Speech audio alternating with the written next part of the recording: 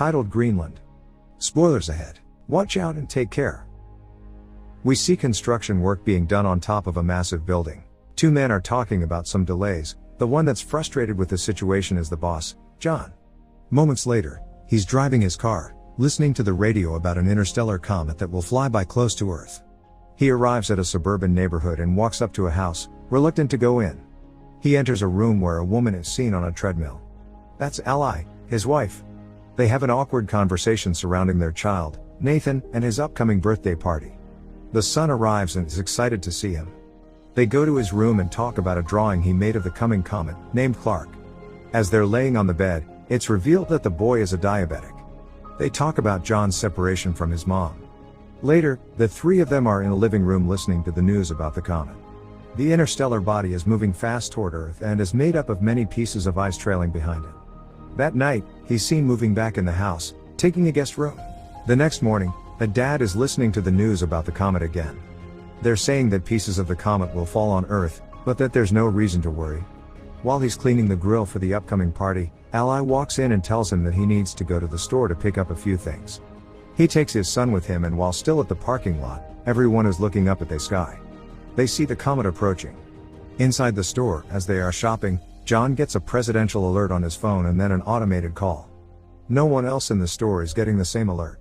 He is informed that him, along with his wife and his son, are chosen for emergency shelter relocation. The same alert is shown in the house TV, but Ally doesn't see it. John quickly leaves the store with his son. As they're driving home, he sees military vehicles and planes going the other way. When they arrive home, the people have already gathered for the party. John goes to talk to Ally in the kitchen and asks her if she got the same alert. She dismisses him, thinking it's just a test, but he tells her about the military he saw on the way, suspicious about what's happening with the comet. Both of them come back to the living room, where everyone is watching the news, expecting to see a part of the comet hitting the Atlantic Ocean. No one is worried as an image of the fragment is shown on the TV screen and the kids start counting down.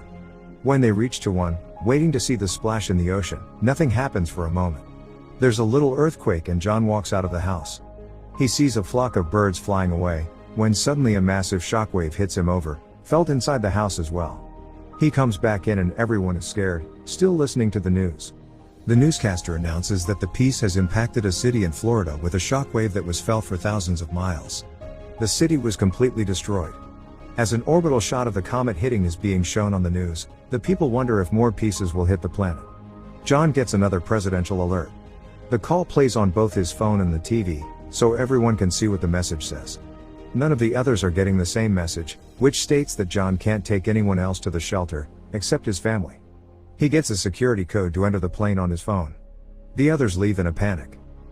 John and Ally are packing, worried if they'll have enough insulin for the boy. The child asks about his grandpa. Ally is preparing food and listening to the terrifying news, as John goes to get Nathan, who says that the sky is on fire.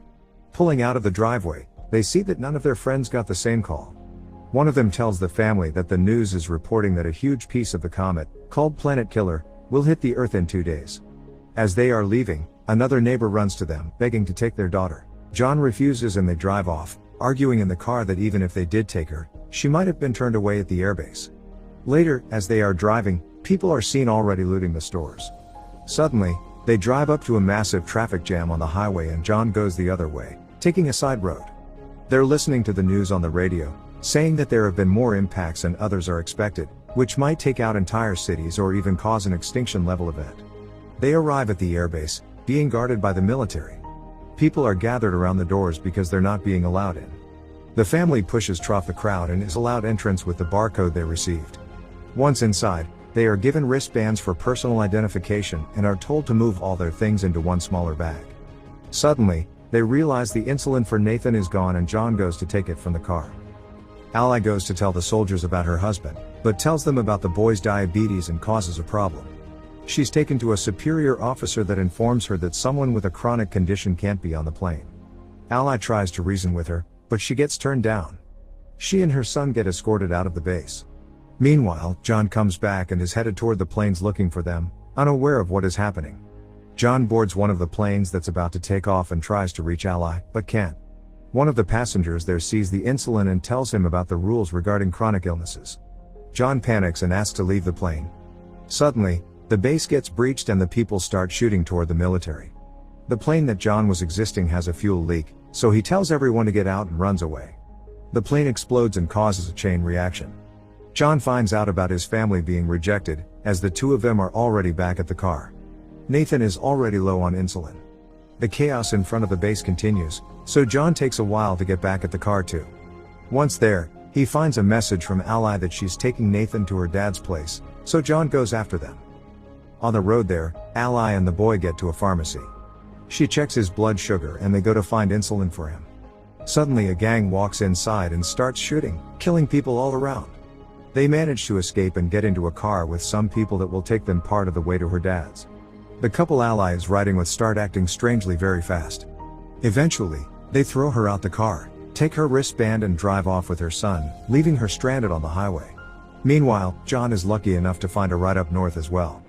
Inside the truck, John sparks a conversation with one of the men, Colin, who tells him that they are headed to Canada where the driver knows someone that has a plane and can take people to the shelters. Apparently, the military has set up the shelters on Greenland. The man tells him to find his family and meet him in Canada, so they can take one of the planes too.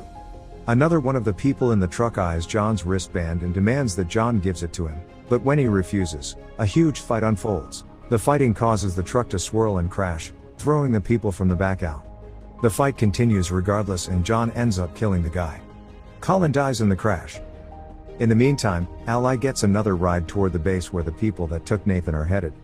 He is still seen riding with them when they get to the airport base. At the first stop, as they are showing the wristbands, the boy tells the soldier that those people are not his parents and the soldier gets them escorted away, taking him inside. Later, Ally gets there too and tries to find him, from one stop to another, from one medical unit to another. She finally finds him and she's informed that he's been given insulin.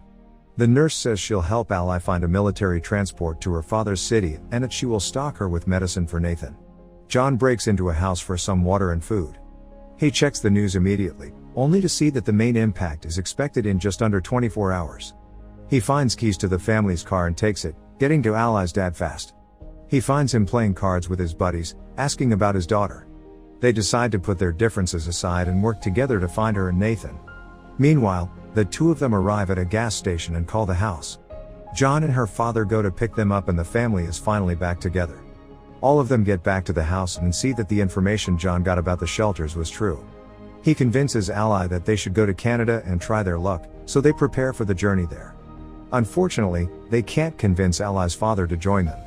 Suddenly, a giant piece of the comet falls nearby, prompting them to go immediately. Ally's father gives John a gun and says his goodbyes, staying behind as they drive away.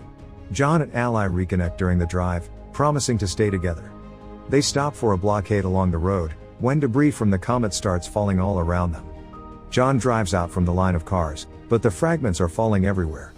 Ally gets in the back to cover Nathan, while John tries to find shelter. They stop near a bridge, where others hide as well, but John runs off to help a man out of a burning car. Later that night, they continue their journey and pass into Canada. While searching for the airport, they listen to the radio and discover that they don't have much more time until the biggest part of the comet hits Earth and destroys more than 75% of all living things. As they drive, they see one plane getting air and another almost taking off, so they chase after the second one. John stops the plane by driving right in front of it. The pilot is reluctant to take them in, since he is already at full capacity, but they succeed in convincing him. John has a dream about better times and when he wakes up they are approaching Greenland. The place seems unaffected by the comet, until a moment later a fragment impacts the water and creates a shockwave that hits the plane. Both engines are failing as the pilot tries to keep the plane in the air. They glide through the air, landing smoothly, but hit the glacier. The pilots are pinned on impact, but John isn't able to help them. He sees a military plane land a mile away, so he shows the people from the plane there, and when they arrive, a military truck takes them in and gets them to the shelter. As they are going inside, the planet killer hits. The impact will reach them in a matter of minutes and the people are still getting deeper inside the shelter. Once inside, they brace for impact and a flashback is seen of their previous life, when they were happy together. 9 months later, the planet is desolated. Cities ruined completely.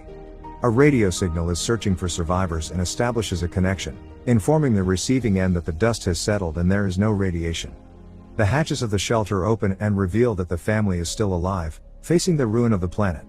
As a symbol of hope, They see a bird flying outside and start coming out of the shelter. As the Earth is seen from space, radio signals communicate from all around the globe. There are people still alive everywhere on the planet.